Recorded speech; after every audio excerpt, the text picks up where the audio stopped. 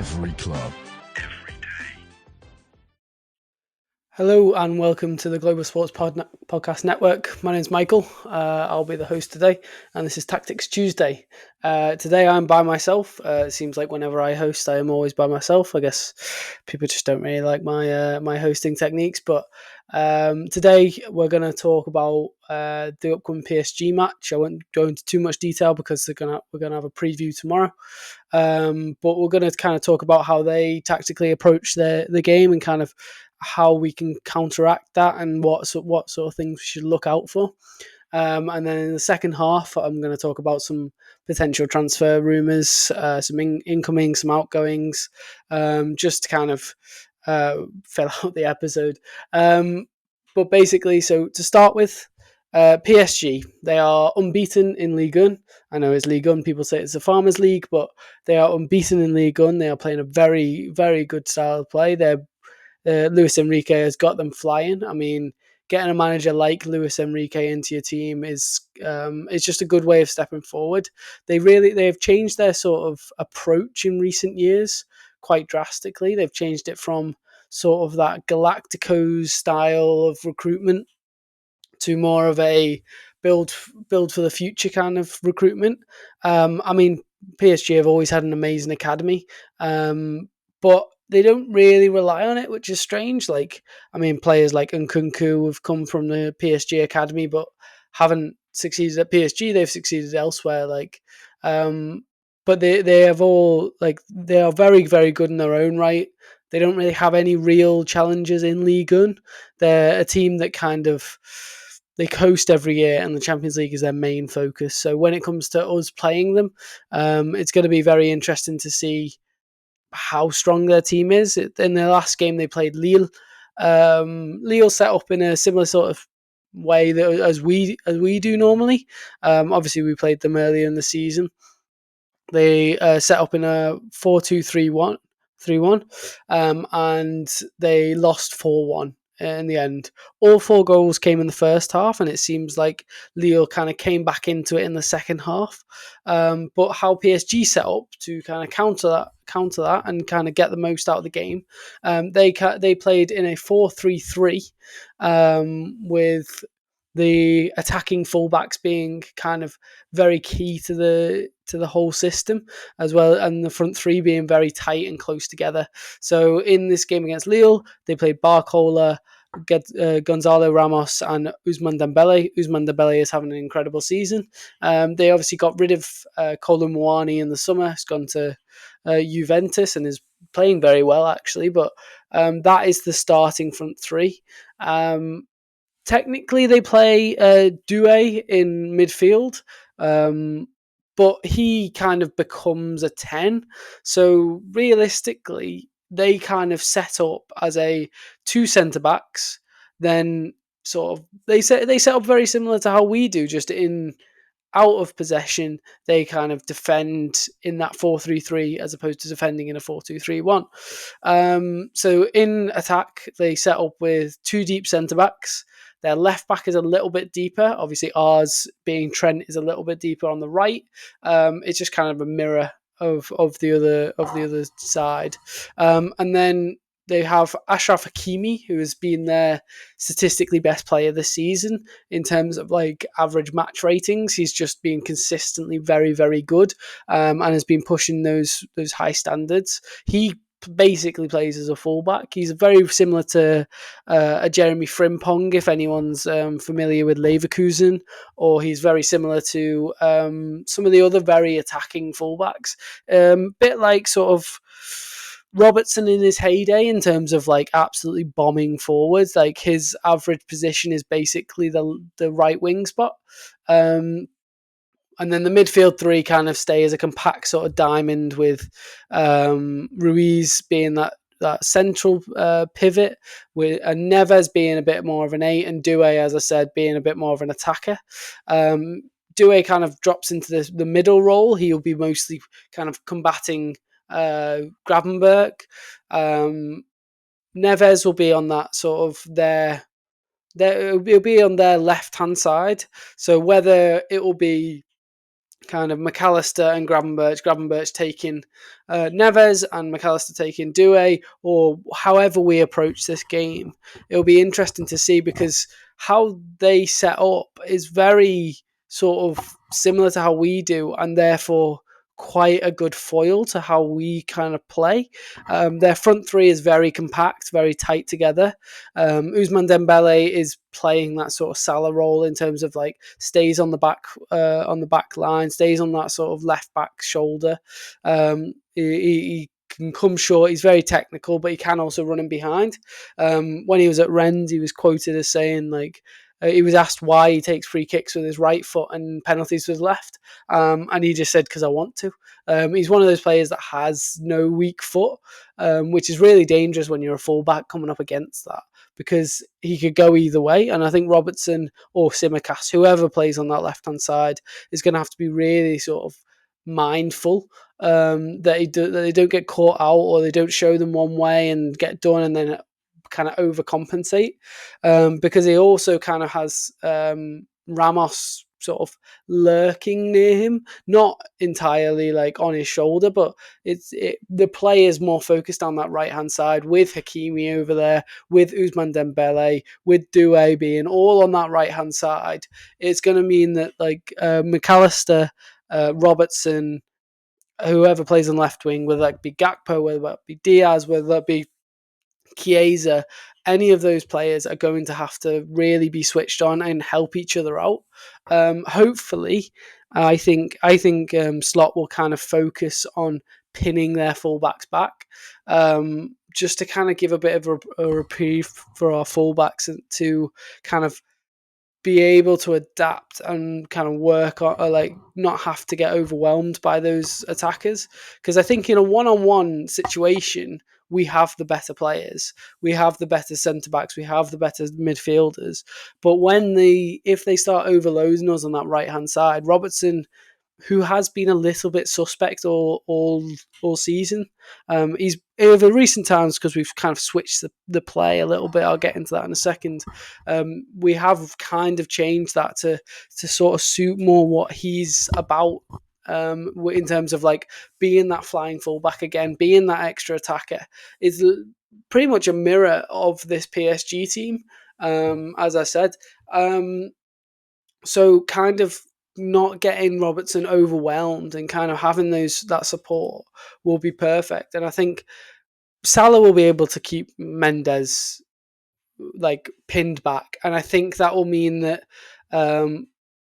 Beraldo and Neves, who are the sort of right-hand side defensive players, Neves being the midfielder, Beraldo being the centre-back, those players are going to be focused on both Salah and Szoboszlai to some extent, because Szoboszlai likes to come into those channels but also likes to drift out to the left. He has that in his locker to kind of go where he wants now that this system has been tweaked, because it has been getting tweaked over the whole season. And I think these last few games we've kind of seen, obviously not all of them have been the results that we've been looking for, in terms of that we've drawn 2 of the last 5. But I mean, I'm complaining about not losing here. We have been playing very, very well, and we haven't lost in the league since Nottingham Forest. We've lost a few times in different cups. We lost in the FA Cup, obviously, against Plymouth, and we've lost in the EFL Cup as well as the Champions League. Plymouth we probably didn't take seriously enough. PSV we didn't take seriously enough. We kind of wanted to kind of get the game over with, like the whole period of the Champions League and the league over, just so that we could get into the knockouts, because we were first. We were no matter first or second. And I mean, it hasn't actually worked to be first, because we've obviously drawn PSG. And this team is going to be difficult. They like to play with a high line. Saying that, they like to play with a high line in terms of their midfield and attack push really high, but they also kind of have sort of a mid-block defence. So their centre-back kind of drop that little bit deeper, meaning that you don't have as much space in behind, which could be... It could be one of those things that we could exploit if they are kind of stretching that midfield. We have the runners in there to kind of exploit that space and kind of really get into them and really kind of make life difficult for them, we could definitely do that. And I think that's going to be an area that Slot's going to be looking at. So the key areas for me that he's going to be looking at is sort of that left-hand channel when Hakimi does bomb forward. Will sort of a Diaz or a Gakpo or a Chiesa be able to exploit that space? I think if it's Diaz, I think we're going to be looking to kind of get in that space, kind of move the ball quickly, attack where the space Hakimi leaves. But if it's Gakpo, I think we'll be wanting to be a bit more secure. Kind of this is the first leg. We're away from home. We kind of want to just take our time and kind of be secure. There's obviously no away goal incentive anymore, so we've got to kind of take this game as being against the best team in France. We've already played Lille so far this season. I mean, we were okay against them, but I think like PSG's a weird one because they're a big team and they can turn up, but they don't always turn up. And I think we've got to keep our eye out for whether they do turn up. This team that they've put together is probably the best team that they've had in a long time.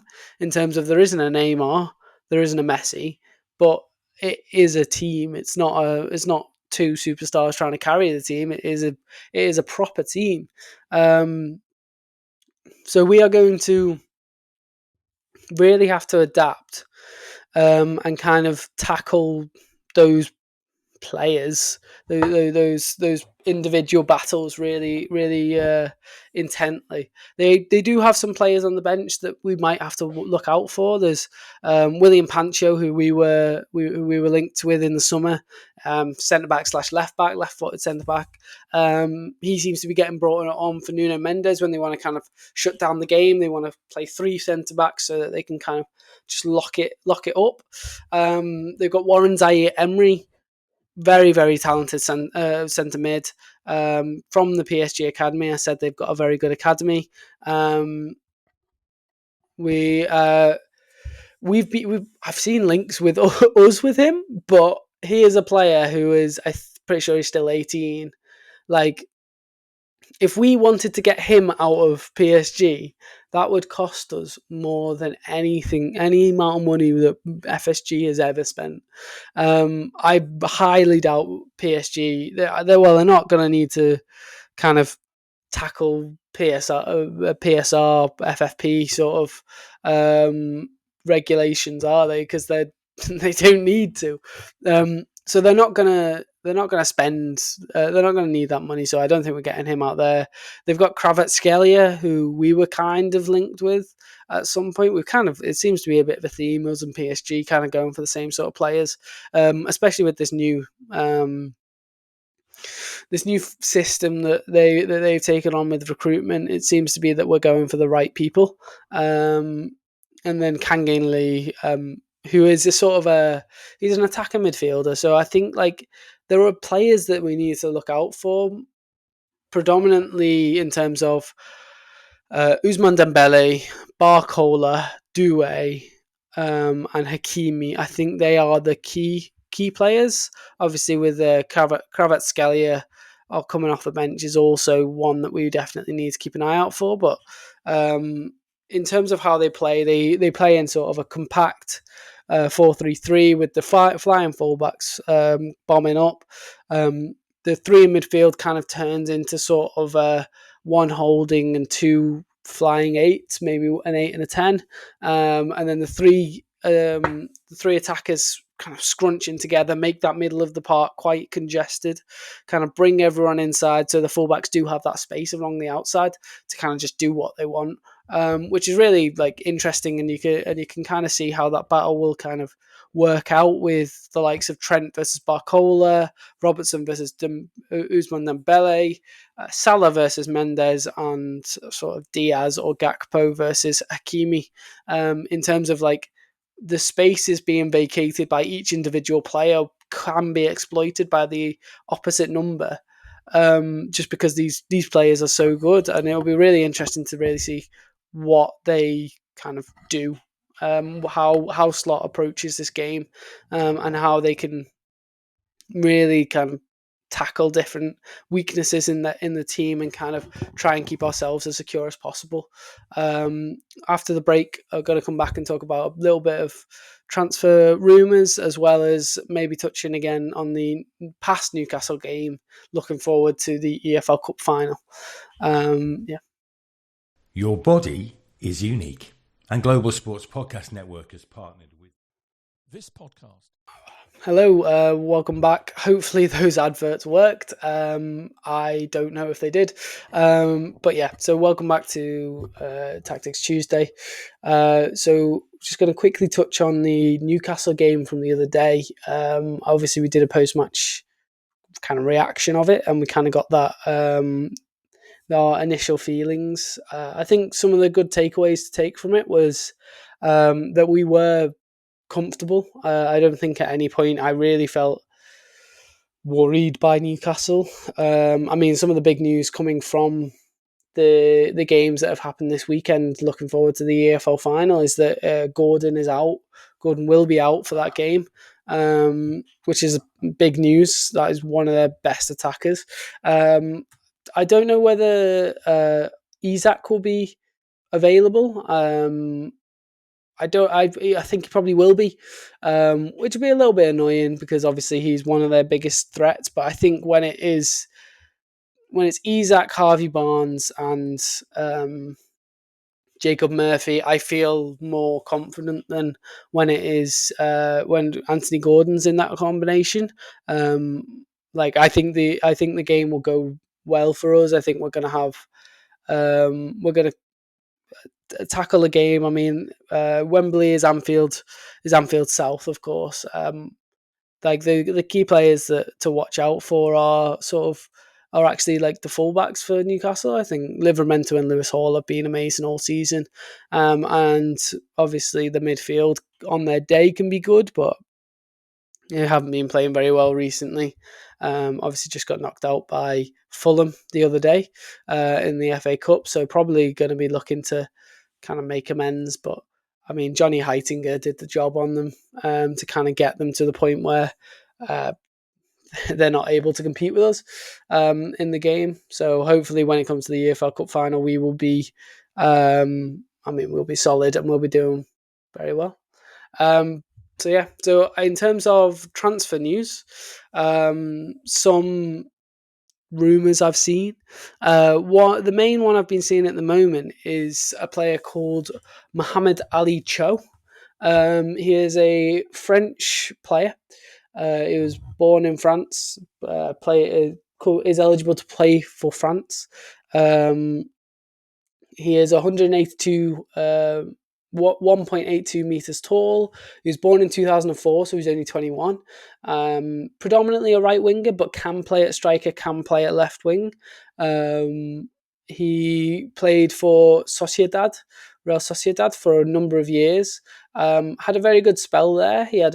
His transfer value is at the moment is 10 million.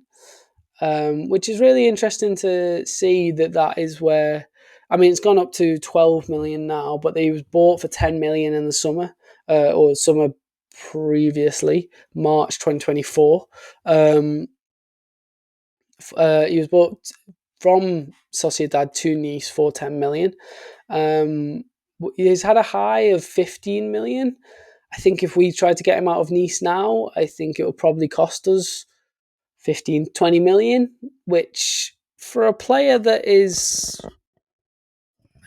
still very young. I mean, he was bought from Angers to Sociedad for 13 million, 30 million euros. So it wasn't a small amount. The one thing I have just seen here on his sort of history is that he did play in the Everton Youth Academy for 5 years, which, I mean, if we ended up signing him, I mean, it's not one of those things that's like Everton fans are going to lose sleep over, but just the fact that we would sign someone who has played in a blue shirt before would be very interesting. He's a technical player. He's so far this season in 20 games in Liga, and he's scored 3 goals and got 4 assists. So he's not exactly lighting the world on fire, but again, he's only 21. I think we've been linked with him just as because he's young and we need sort of a strikers. Because as I'm going to come on to now, we've had some links away for players. Diogo Jota and Darwin Núñez being the key two there. Diogo Jota, his market value is 50 million. The most interested club according to Transfermarkt is actually Arsenal. In their current predicament, I can see why. Obviously, not having any strikers is a problem for them. But really, I don't think we should be selling to Arsenal. They're not even a direct rival, but they're a team up in and around us that like to play boring football and can kind of get a draw out of us. So we drop points. So it's one of those things that like we are gonna struggle to really like. I mean, if we can get 50, 55 million for him, we're making profit. We've had a good number of years from him. I think, like, if he was fit, he would be one of the best strikers in the world, but he's just never fit.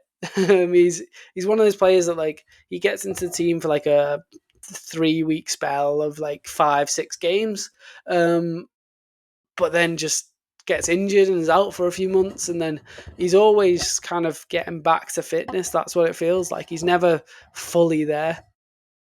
Darwin Núñez, on the other hand, Darwin Núñez is 25, so he's not old, he's not young, he's just Darwin.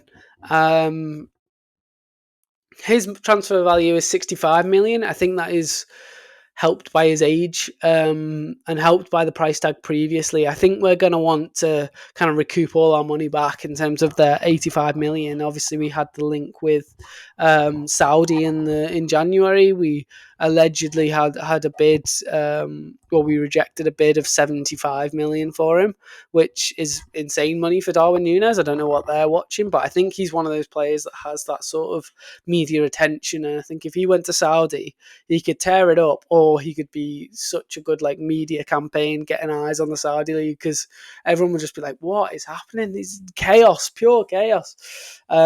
I think in the summer we're gonna want to sort of refresh that front line, and with Núñez and Jota being two players that have their flaws that we can get rid of, I think those two will be the prime suspects to get rid of. But then there have also been links about like Luis Diaz wanting to go to Barcelona, stuff like that. Like those sort of players are gonna want to kind of find their feet in a new situation, especially if it's if like the likes of Gakpo are taking the positions and Chiesa is also fighting for that position. I can see Diaz wanting to get out of there. And as I've said in the past, if we can get sort of 130 million for the three of them, I think that is a good deal. I think sort of 50 million for Jota, 65 for Núñez, and then another 50 for Diaz. We've made our money back on 2 out of the 3. We've got a large pot to kind of work on to whether we get that choke guy who would cost about 15-20, or whether we get a player like an Isak out of Newcastle, and kind of there's potential that we use Núñez in that deal. Like, could a swap from Isak to Núñez plus some money, could that be a situation that works best for, I mean, at least Liverpool? I think Liverpool would be coming out better in that situation. But if Newcastle can get some money along with a player that they don't have to sort of sign and kind of look for, it'll work out for them. So it's really it's one of those things that, like, in the summer, whether we win the league, whether we win the League Cup, I think Slot is going to want to put his own stamp on this team. He'll probably want to bring in, if Trent goes, he'll need to bring in a right back. If 2 or 3 of the attackers go, he wants to bring in 2 or 3 of the attackers to kind of replace them, unless he's got the confidence in the likes of Jaden Dans or any of the young boys. Lewis Kumas is playing well for Stoke. Like Ben Doak is playing well for Middlesbrough. Like those sort of players. Whether he's got the confidence in them to kind of step up, I don't know. I think maybe if we sell 3 of the players, we might buy 2 and then promote from within, and that's kind of a way of keeping sustainable. But I think like it'll be interesting to see Slot's stamp on this team because we've obviously got the Champions League, we've got both the cups, we've got the Premier League, we've got everything coming at us every season. So finding a way to kind of bolster that team and kind of make it fit Slot's sort of way of working, I think will be very key this summer. So that was all we've got time for tonight. Sorry I had to listen to just me today, rambling for 25-26 minutes. Apologies about technical area with the adverts. Hopefully that will get sorted for next time I host. But yeah, it was lovely doing this, and I'll see you soon. This podcast is part of the Global Sports Podcast Network, the only network.